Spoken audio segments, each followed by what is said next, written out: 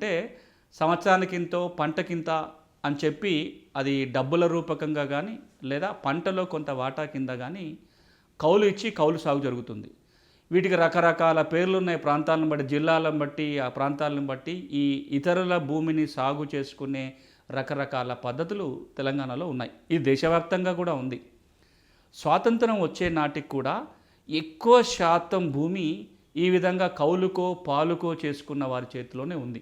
భూ యజమానుల సంఖ్య తక్కువ, వారి చేతిలోనే ఎక్కువ శాతం భూమి ఉంటుంది. దాదాపుగా స్వాతంత్రం వచ్చిన నాటి పరిస్థితి చూస్తే 70-80% భూమి కొద్ది మంది చేతిలోనే ఉంది. వాళ్ళు సొంతగా భూమి చేసుకోలేరు కాబట్టి దాన్ని కౌలుకి ఇవ్వటమో, పాలుకి ఇవ్వటమో, ఇంకో రకంగా ఇతరులతో లేబర్ పెట్టుకొని చేయించుకోవటం చేస్తూ వచ్చారు. ఈ కౌలు వ్యవసాయము, పాలు వ్యవసాయం ఏదైతే ఉంటుందో ప్రతిసారి కూడా భూ యజమాని హక్కులు కొంచెం బలంగా ఉంటాయి. కౌలుకి పాలుకు చేసుకున్న వాళ్ళకి చాలా ఇబ్బందులు వస్తూ ఉంటాయి.